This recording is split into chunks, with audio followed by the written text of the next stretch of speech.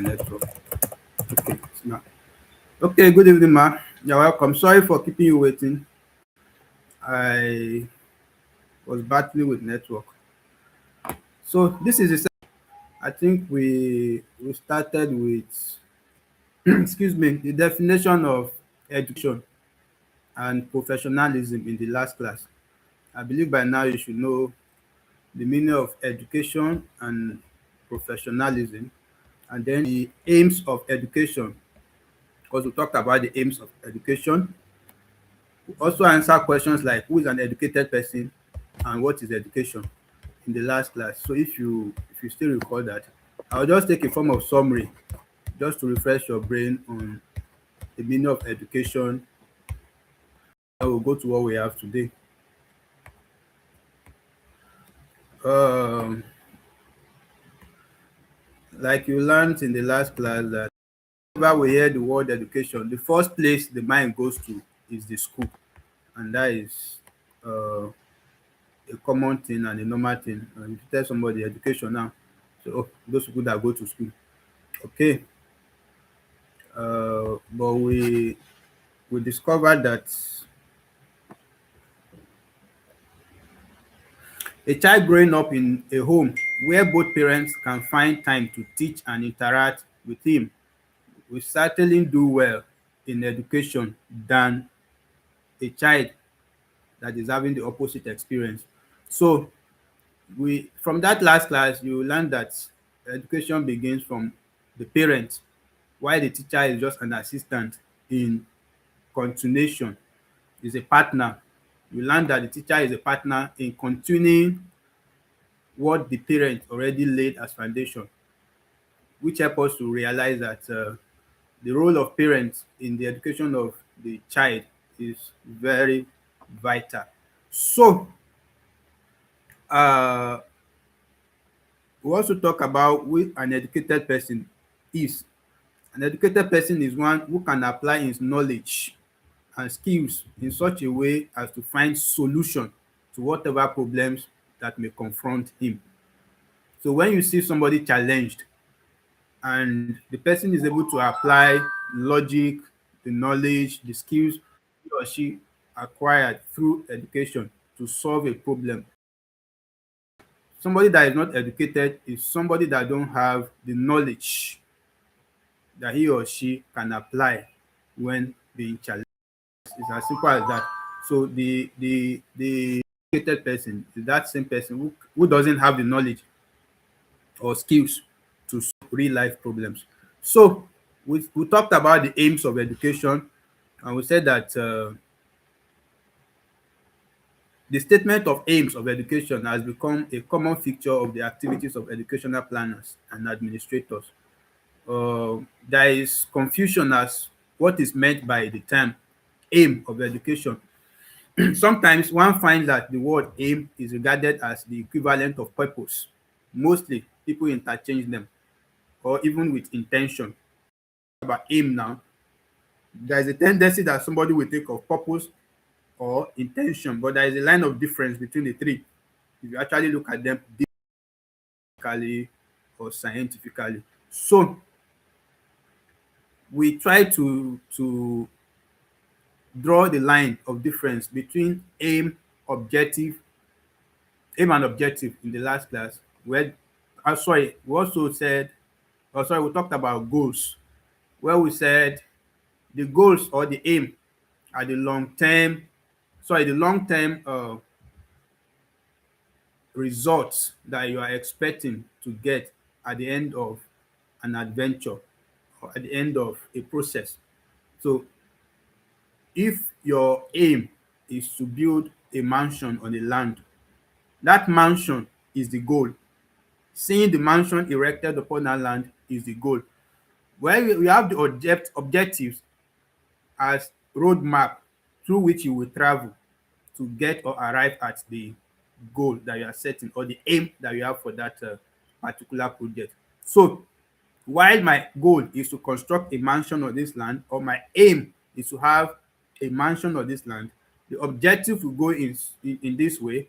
Me planning how to acquire the land first, work on the foundation, start erecting the building structure, you know, every step along the way that I will take to arrive at a mansion on that land serves the objectives.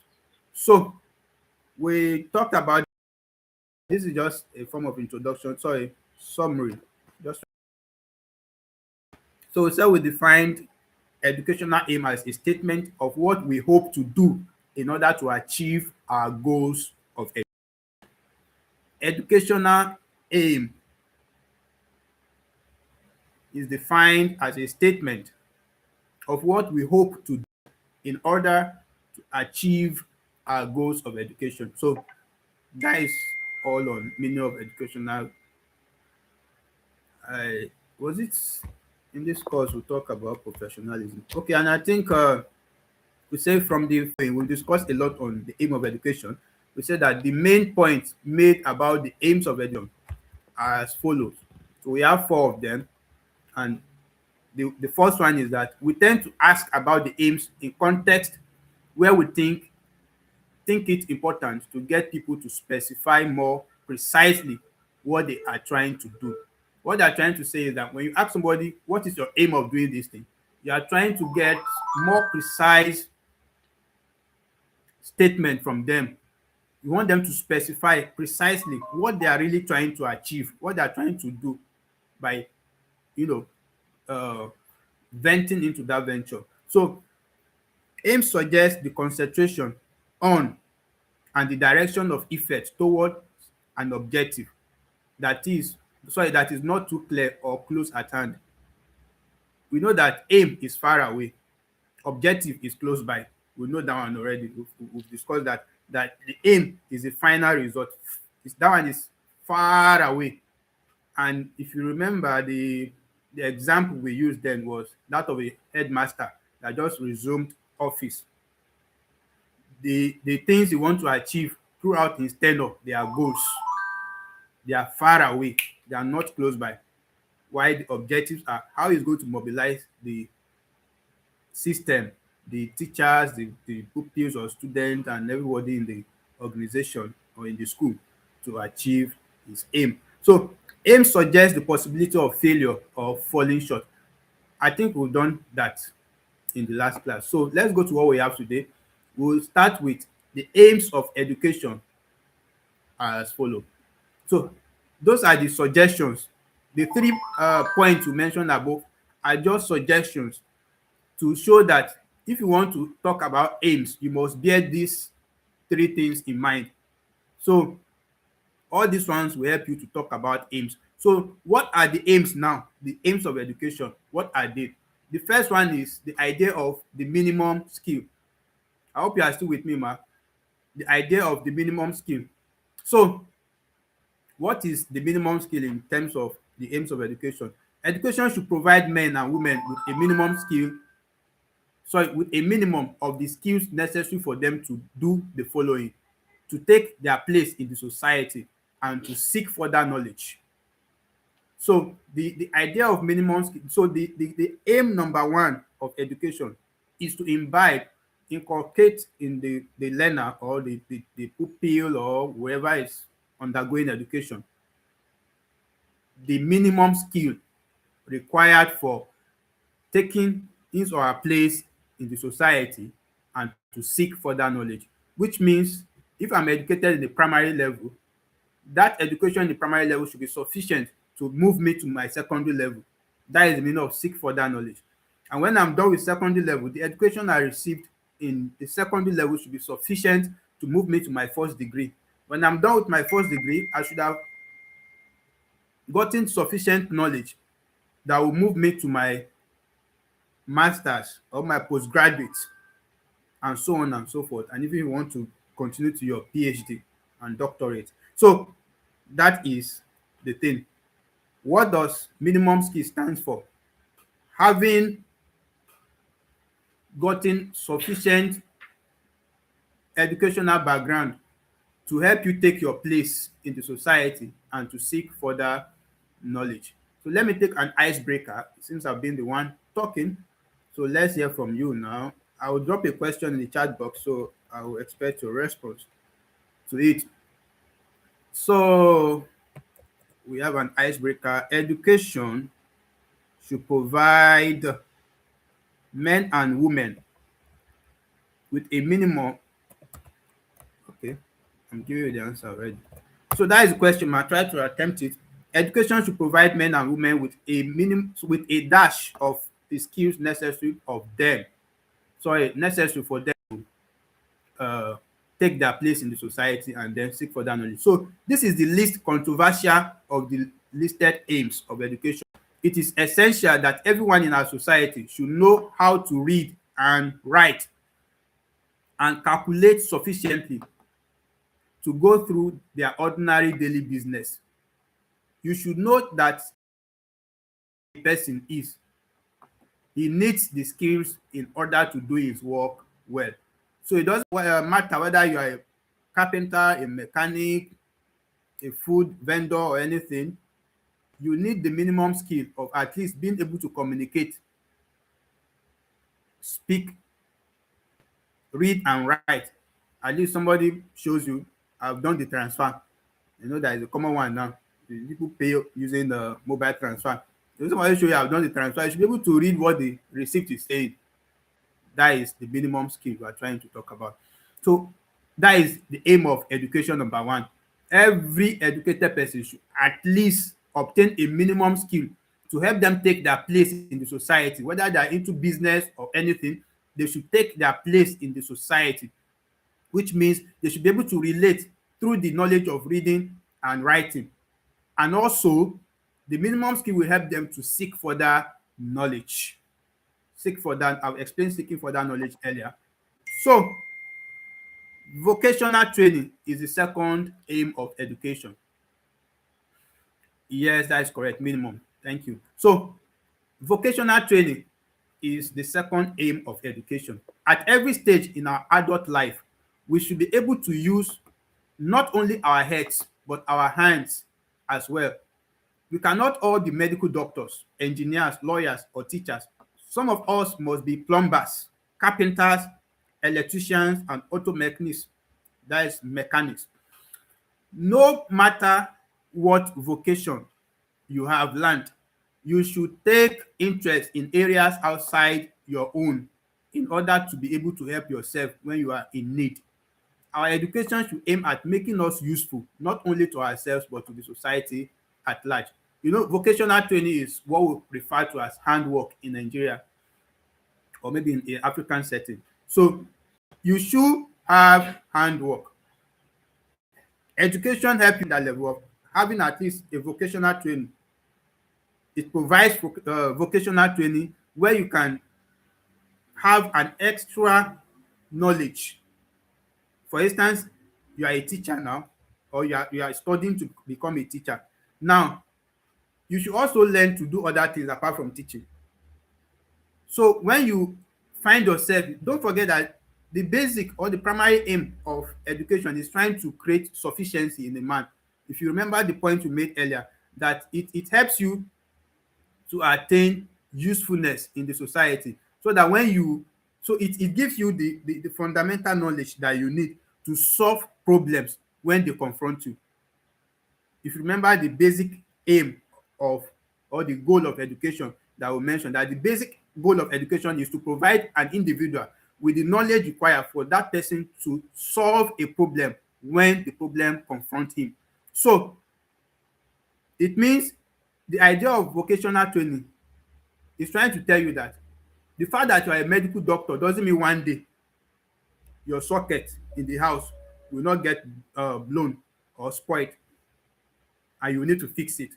What if the electrician is far away and you need to use a gadget? Will you wait till the electrician come? So you need to learn some skills that will help you to solve other challenges that are not related to your own particular field. That is where vocational training comes in. So aim of education number two, vocational training. Number one is that you what? You have the minimum skill. Aim of education number one, minimum skill. Number two, vocational training. Then let's go to the third one. It stimulates the desire for knowledge. Education should stimulate the desire for knowledge in the individual that is being educated. Our educational system wrongly emphasizes the acquisition of knowledge as a means to an end. What they're trying to say is that if you ask an average university student now, why are you going to school? They say, because I want to get a job, a good job after my NYSC. I want to get a good job, build my house, enjoy my life, buy my car. They believe that they are going to school or they are getting educated mainly to get a job. Now, that is a wrong notion. While no one would quarrel over that, which means over using acquired knowledge as a means of earning our living, quest for knowledge can be for its own sake. You can decide to seek knowledge just because you want to know. That's what they're trying to say. So the focus of education should not be totally on having something that will help you make an ends meet. You can learn for learning's sake. You can seek knowledge for just knowing. That is for because you have a desire to learn, a desire to know. The learner wants to know more, so I want to know more. So when you when you teach the learner 1 plus, the learner wants to know what of 1 minus 1 or what of 1 times 1. So there is this desire for knowledge that education will stimulate in the learner. So education has an intrinsic value. That is, it does not have to be seen as something that must always bring reward, material reward. When you read novels for your own personal enjoyment and not for the sake of passing any examination, it does not only give you some satisfaction, but also build up your vocabulary. That is a perfect example. What they are just trying to say under stimulating the desire for knowledge is that education should not always be, when they say come and learn physics, what should be in your mind should not always be that I'm learning physics because I want to use that knowledge to make money in the industry tomorrow. No, there should be desire for knowledge. You should learn for learning's sake. You should learn sometime because you just have the desire to know more about that thing, about that field. So such will also improve your outlook in many ways. Our education should therefore promote our quest for knowledge at all times, because it is not only good for the individual but the entire nation as well. Just imagine when every doctor also knows how to fix a faulty socket. It makes the nation a nice place to be. When every engineer also know about security safety, that makes so it doesn't have to be what I don't need it, it doesn't concern my field. What will I gain from learning it? That is the wrong notion for learning. So education can be for just education's sake without reward. So the fourth one we look at is developing a critical outlook. The aim of education, another aim of education is to develop a critical outlook. What does this mean? You may know the meaning of outlook, probably the way somebody is projected or is looking, appearance or whatever. If that is what you know the first time, what is the meaning of this word here? Critical outlook. So this aim of education, writers of schools in general, do not always appreciate people who are critical of their actions. But criticism is essential in a democratic system. So our education must enable us read in between lines to detect possible areas of conflict and point them out before it is too late. Some people may be uncomfortable whenever such is done. It may prevent a lot of problems in the long run. Constructive criticism is usually better, especially when the issue is very sensitive one. So sound education, therefore, develops in us a critical mind to enable us to detect flaws and disagree with even those we respect most. Being critical is a sign of being an educated person. Imagine in your place of work, maybe the bursar that have been in charge of the school fees of the children. So someone came into the office not even an auditor now, just someone randomly that is educated and saw the person manipulating something or probably writing and probably check the record and saw that a critical person look at something line by line looking for flaws, errors. You see at the beginning that they said that people don't always like this kind of thing, but it is important in the society. It helps us prevent troubles that may later arise in the future. You can prevent them in the long run. So if you don't have critical people, what does education do? It creates in you, it develops the critical outlook in the person, which means you can look at materials, look at records critically and point out errors that this line does not align with this line. The record on number 20 is saying this, but on this same person's name, look at number 27. This same person name, you put another record. Why is there discrepancy in the? So you see, only an educated person can do that. An uneducated person cannot be critical. They look at something casually and they accept it the way it is. They accept anything. If you say this thing is good, it's good. If you say it's bad, it's bad. They don't check. They don't critically look at things. So when you see people being critical, that is one sign that this person is educated. When you see somebody being firm on something, looking at a record and trying to say, agree with this record is biased, this record is incorrect, there is an error on page something.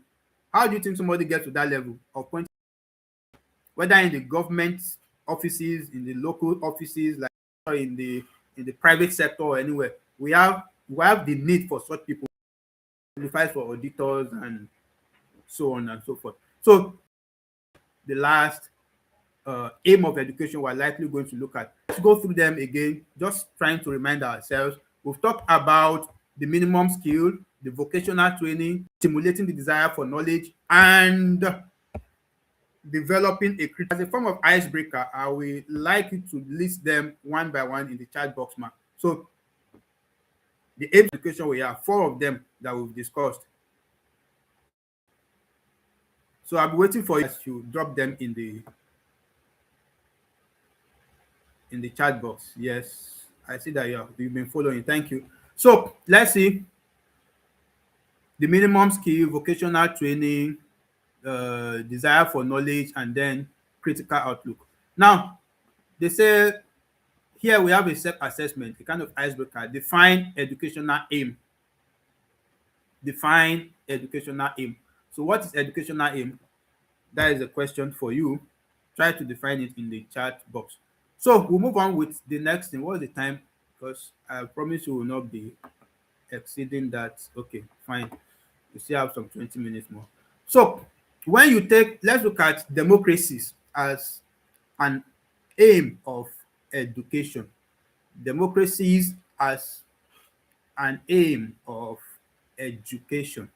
Now, when you take a close look at our educational system, you will see how traditional and authoritarian our schools have remained. The average child does not see going to school as enjoyable. For many children, schooling is a painful experience that they must live with. But does it have to be that way? That is a question. What makes it that way? And who is responsible for the fear of school in children or despotism? Why do the learners fear school now? Why did they see it as a kind of bondage they just have to put themselves in? Maybe probably because their parents will not allow them. They just feel like you must be educated. Why is the school boring now? Why is it so? Isn't the school supposed to be a democracy place where we have the ruling of the people, by the people, and for the people, which we can put in our own form here in education? The ruling of the learner, by the learner, and for the learner. Why is it now looking like an authoritarian thing that the headmaster is a lord, the teacher is a master, and they now consider the learners as slaves?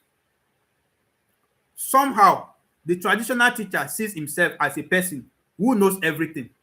Don't forget there was one course we studied about the unitary system, the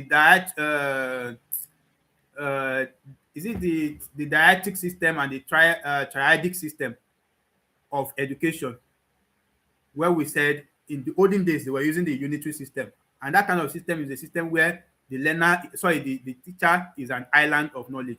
The learner don't dare question the teacher. The teacher knows everything. Anything he says or she says is perfect, is the correct one. No student, no pupil, no learner is permitted to ask question or to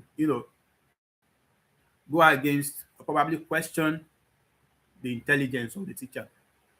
Now, I think that was where they started this issue of authoritarian thing in the school. So he knows everything and has every right to inculcate knowledge and moral in every child who chooses this path. Now, how he does it must not and cannot be challenged by anyone, including the child's parent. He sees it as his God-given right to mold and shape the child according to his own way. As for the teacher, so as far as the teacher is concerned, what he teaches in class is not as important as how he teaches it. Well, the old lesson note that he has been reciting to every group of children that comes along must never be touched or altered.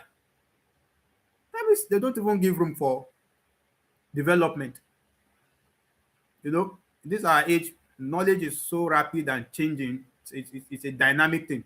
So they believe that knowledge should be static.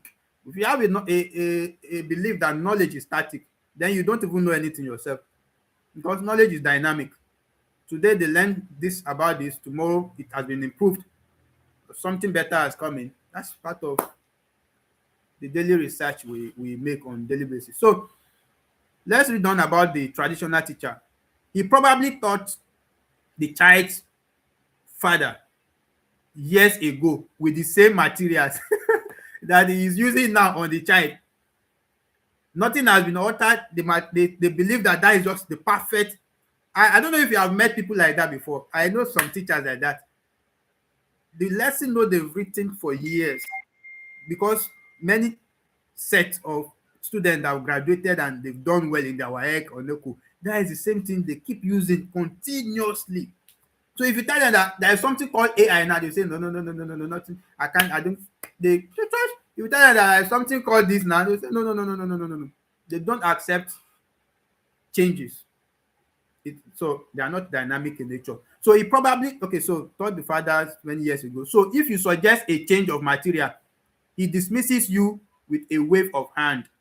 That is a traditional teacher. What are we talking about? We are talking about democracies as a form of as an aim of education. And you know the meaning of the word democracy. If you don't even know it from the way we say government of the people, by the people and for the people. But in this case now, we're trying to look at something that is not democratic in nature. We're looking at the traditional teacher. The traditional teacher that sees himself as God, as the all-knowing. So, although the picture painted above still exists in most primary schools in Nigeria, there have been some effort or moves toward democratization. Sorry, I'm too fast about that. There have been some effort. This is where I am now. Let me highlight so that you read with me. There have been some efforts or moves toward democratization of education, which means we now allow the learners to participate. If you remember the meaning of democracy, the government of the people, by the people and for the people. So the learner now represents the people. They cannot participate in the process of learning. Don't forget, when we talk about the didactic system of education, I don't know the course, but that was one of your courses we did that. We said that in that case, both the learner and the teacher, they communicate. So the teacher gives the learner some knowledge, the learner gives feedback to the teacher. So there is interaction, there is communication. It's not like the unity that only the teacher does dish out. And don't forget, we have the triadic, which is also the one we use now. The teacher, the learner, and the content. So the teacher that is when we use a triangle of teaching. Where we say the teacher will be on top, the teacher can relate to the learner directly, and the teacher can relate to the content directly, while the student can also relate to the teacher, or the learner can also relate to the teacher directly or relate to the content directly. And that is the system we use now. So that system is a form of democracy in education. So the learner now have access to the material. Like the way NOUN operates, these materials have been broken down as if it's a lecture, as if it's a lecture note. So you as a learner, whether there is a professor there teaching you or not, you can relate with the content on your own. Likewise, a professor can still come in and still relate with you. So the triangle is complete: the learner, the teacher, and the content. So let's move on. Our teacher education programs at different levels have started to emphasize the need to educate instead of training. An educated teacher is more humane than a trained teacher. So we have a difference between an educated teacher and a trained teacher. So the educated teacher does not lack self-confidence. He is always innovative, want to key into what is ongoing, what is the new thing that is trending now, how are these students learning now, what is the new knowledge in town, how do I teach algebra now, is there a new style, a fast way they've come up with of teaching algebra. You make research, you don't just depend on your old textbook that you used to teach the father in those days. I used to, you are still using it now to teach the children. So is always innovative and willing to learn. Will to learn is what makes an educated teacher. An educated teacher is always willing to learn. Why? Education itself is acquiring knowledge that helps you to solve problems that will confront you. But you know we keep having new problems every day, which means you will need to keep getting new knowledge every day to confront new problems. So an educated teacher understands that I have to have the will to learn. So if my pupils, my learners come to the class tomorrow and say there is something called robotic engineering or assistance, I will now feel like robotic engineering. There's nothing like that. During our time, we don't. No, no, no, no, no, no. You ask questions. Oh, how does it work? Have you seen it before? Have you, you are willing to learn. That doesn't make you weak as a teacher. It only make you an educated teacher. A trained teacher does not do that. So learn in order to be more useful to his student. You go home, when you hear your student talk about artificial intelligence and you are an old school person, then you go home, you ask around, what is artificial intelligence? You search on Google, you check, you ask other people around, you make your own research. So that when you come to class tomorrow and your student talk about artificial intelligence, you yourself, you now blend in. You say, wow, so our teacher too knows it now. That is it. So he's also ready to learn from his student. An educated teacher is one, somebody that doesn't lack self-confidence. Two, he is always innovative. Three, he is willing to learn. Four, he is ready to learn from his student. Those are the four things you should identify with an educated teacher. So if our aim is to make education less painful to our pupils, teachers in the system need to be more democratic. Don't be authoritarian. Don't be an authoritarian teacher. Sit down there. Don't tell me what I know. Don't, an authoritarian teacher. Be a democratic teacher, the one that is willing to learn from a student, self-confident, innovative, willing to learn, and ready to learn from your student. So let me give you an icebreaker. I've been talking for a while. Now let me hear from you. So I'll drop a question there and expect you to answer it. So the question goes to us. So just fill in the blank space. It says, if our aim is to make education less painful to our pupils, teachers in the system need to be more dash. So you fill in the blank. So while you're doing that, let me continue. Given that an aim of education emphasizes self-realization, you must pay as much attention to the processes of education as well as content of work and teaching method. The child-centered educator would ensure that the child's feeling and interest are accommodated in a given program of study. Individual self-realization emphasizes the importance of learning by individual experience and discovery, and the importance of a principle of actions in the curriculum. So in other words, what we are saying is that children should be given an opportunity to choose from a given set of subjects in the curriculum. What do you want to become in the future? Oh, I like drawing. Okay. So I will do well in art. Teachers should be willing to accommodate this as much as possible. When this is being done, the teacher is democratic. That is the mean. Well, you see, we've drawn the point already. We are just giving explanation of the point. The main point is that you as a learner, as a teacher, you must be democratic in nature, in your system. You may not be a democrat, but in the system you use in teaching your pupil, be democratic. This lays the foundation for the development of democratic principle as a national goal. When we say we are practicing democracy in the nation, it doesn't just end at politics. It must enter every aspect, section and segment, department, systems, institution that we have in that country. That is what makes the country a true democratic country. So let me see your answer there. Democratic. Thank you, man. That's correct. So we have, okay, we still have some minutes left. So let's take specific philosophical aims and objectives of education in Nigeria. Now we are leaving the general scope, we are moving to Nigeria. Specific philosophical aims and objectives of education in Nigeria. And that is what we'll talk about the NPE, which is the National Policy on Education, which was published in 1977 and was later revised in 1981 and in 2004. Sorry. It was published in 1977. That was the first attempt on national policy on education in Nigeria. But we have a revision of it in 1981 and finally in 2004, the NPE. That is why you see on some primary school, if you see project by NPE, you see some having 1977. Those are old projects. You see some 2004, and that is what led to the differences. So I want to check.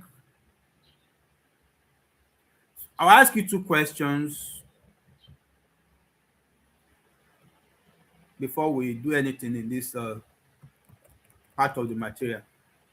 The first question is, what is the full meaning of NPA? What is the full meaning of NPA? So you drop that, then I have another one which says that the National Policy on Education, which was established or was published in dash, was later revised in dash and dash. So that is a question for you, a form of an icebreaker. So while you are doing that, let's read a bit on that part of the material.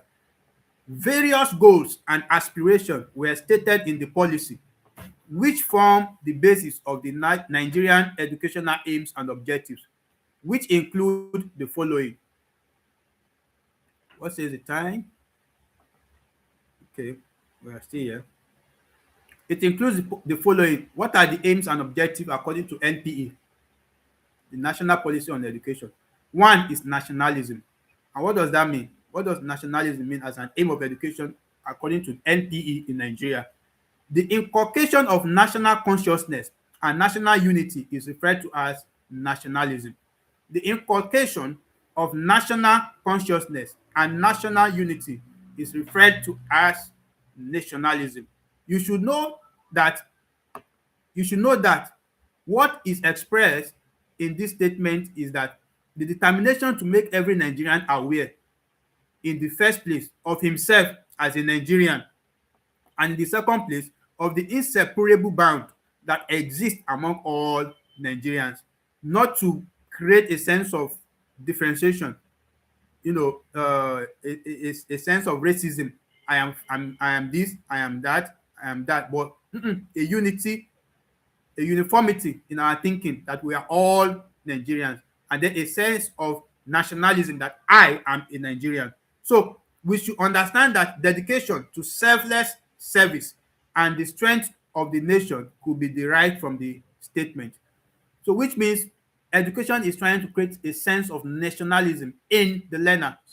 That is one of the goals of education according to NPE, National Policy on Education. So the second one is value system. Value system. Apart from nationalism, we have value system. And in value system, before I take that, let me hold on and see what you have done there.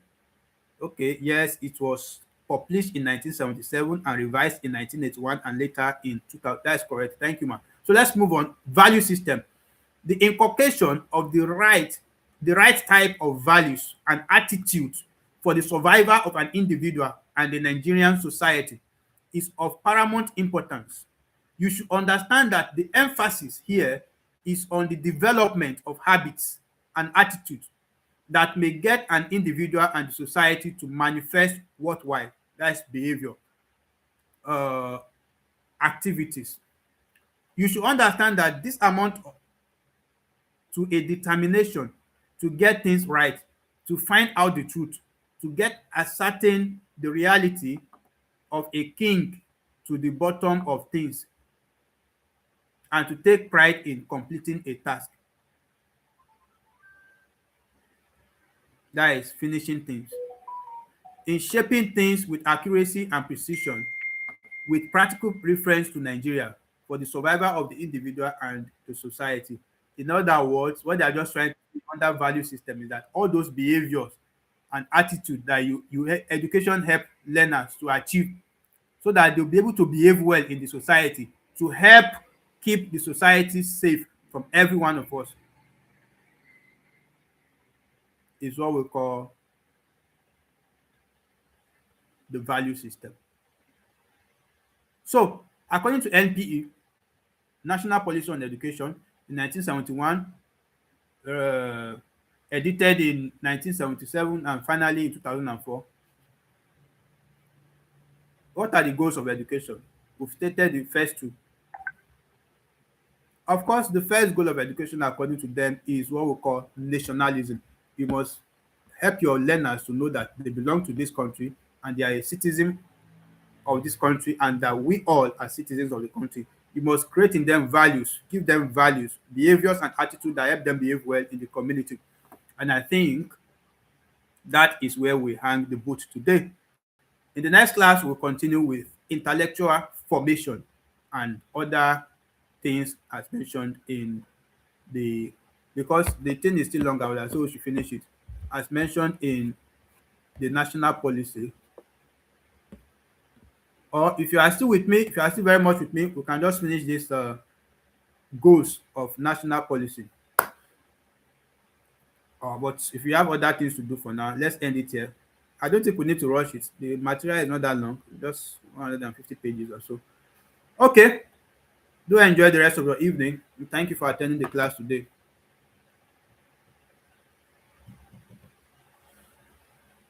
Oh, thank God.